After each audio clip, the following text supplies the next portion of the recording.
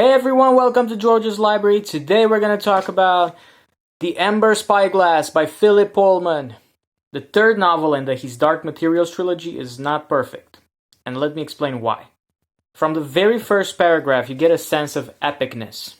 The story continues from the exact place it was left in the previous novel. The characters are all scattered in different locations and you get to follow them individually. No longer is Lyra's point of view the only one you get to see. Some of these characters are even placed in different worlds. So the jump from one character to another also increases this feeling of a grand scale conclusion. And that's what you expect. A grand finale to a story that proved itself to deal with a lot of ambitious ideas. And I like the ending. I can't say that my disappointment comes from the ending itself. What I am disappointed with is that throughout the novel, I couldn't escape the feeling that the story is a bit rushed or forced. The characters made decisions that only seemed important to them and not to the reader. It's like the author had some points selected where he needed to go, and he didn't really know how to connect the dots. He planned that the characters had to go places, learn or acquire different information, make certain decisions, but didn't really know how to get them there. For example, I didn't quite understand why it was so important for Lyra to go to the land of the dead.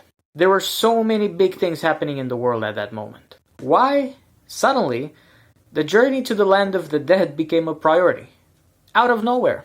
Over everything else. Nothing was backing this up. The author just knew that the story has to go in that direction and forced this decision upon the reader without giving any proper explanation. That being said, the scenes in the Land of the Dead are beautiful. The descriptions and images are amazing. Pullman clearly had a big vision of where he wants his characters to go and what he wants them to learn. He was just stubborn when connecting the dots. In fact, I could describe this entire novel as a string of beautiful individual scenes and moments, all poorly connected with each other. I won't speak too much about the story. All I will say is that you do get answers about dust, you get an explanation on what's causing everything, and you have many theological debates, mainly in the last chapters. The last chapters being a reproduction of the story of Adam and Eve. My favorite parts of the book were the parts about the Mulefa. In this part, the author actually bothered to make a bit of world building, and I enjoyed learning about and exploring the Mulefa community more than the main plotline itself. Now, I don't usually give bad reviews, and I certainly didn't want this book to be my first bad review. So, to end on a positive note, I will say that despite everything, the ending is touching. You do feel for Lyra and Will in the end. And the final chapters do strike a few emotional chords. If only it were better. Alright guys, thanks for watching. Don't forget to hit the like button if you enjoy my reviews. If you want to hear more reviews, don't forget to hit the subscribe button in the corner.